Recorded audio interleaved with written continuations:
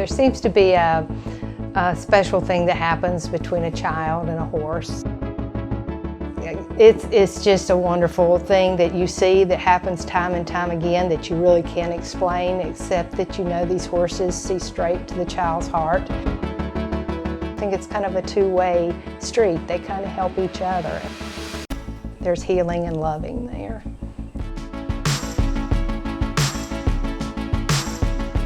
My name is Gail Wartner, and I'm Executive Director of Rising Hope Farms. We offer therapeutic riding for all ages who have any special needs. We first started by building the barn, got a couple more horses to add to our herd, and started the riding facility. We built our big riding arena to where we could have riding indoors, and now we have 7 horses and 36 riders that we serve a week. Our volunteers are the backbone of Rising Hope Farms. I look forward to it every single week. It is the very highlight of my week. I'm an instructor at Rising Hope Farms. On a daily basis, what I see are the faces of the kids. Every one of them might come in stressed out from school or something like that, and whenever they see the volunteers and see all the love that we give them, and then the horses interact with them and everything, and when they leave, they are almost different people. They are so much better. They're always upbeat. They're always have smiles on their face. My son has cerebral palsy. His name is Mason. Mason struggles with fine and gross motor function.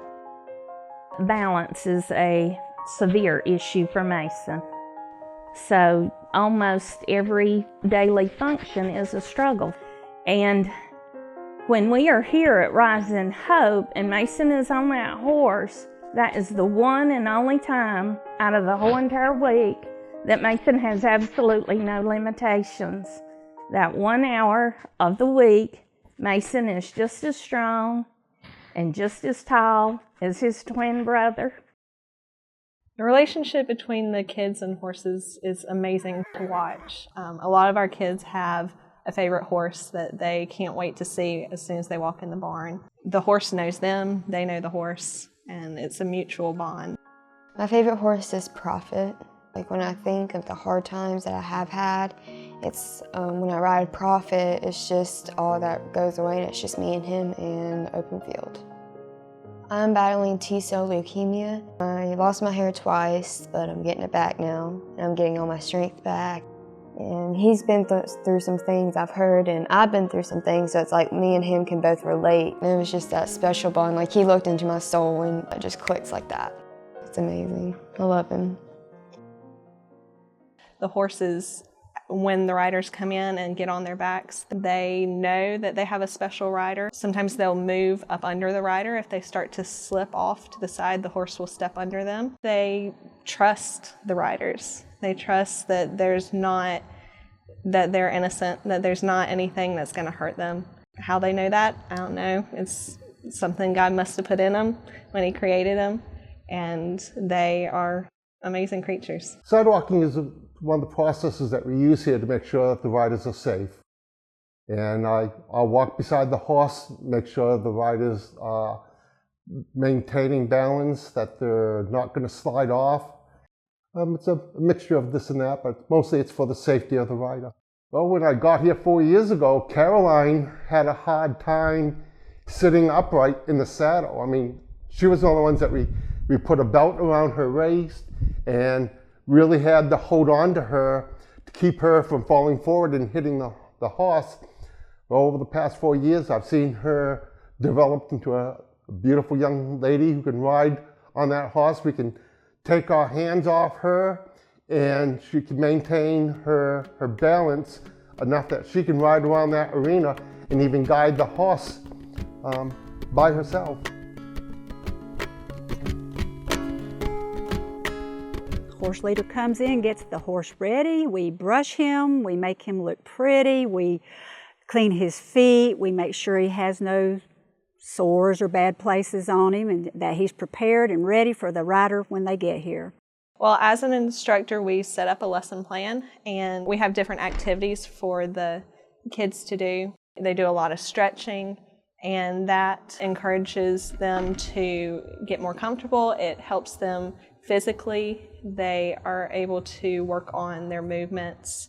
We have some riders who don't like to move around a whole lot on the horse, so the more games we do, the more comfortable they get. An example is rings. We'll have them put rings over a pole, and in doing so, they're reaching, they're stretching, it's helping their muscles, it's helping their balance because they'll have to reach in different positions.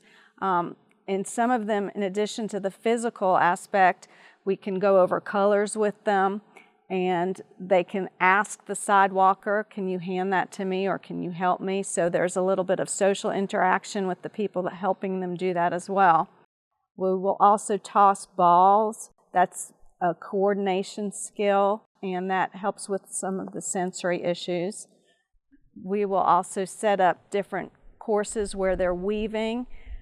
We have a curvy road, or we'll call it a zigzag road or a curvy road, and the children love to go down that road, but that is giving them a steering skill.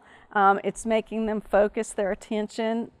As they work with their horses, as they work with their volunteers, they develop confidence. The biggest time you see it is probably when a rider goes from having sidewalkers with them all the time to riding independently. That's a big jump for them, to have to trust that they are capable of controlling a big horse.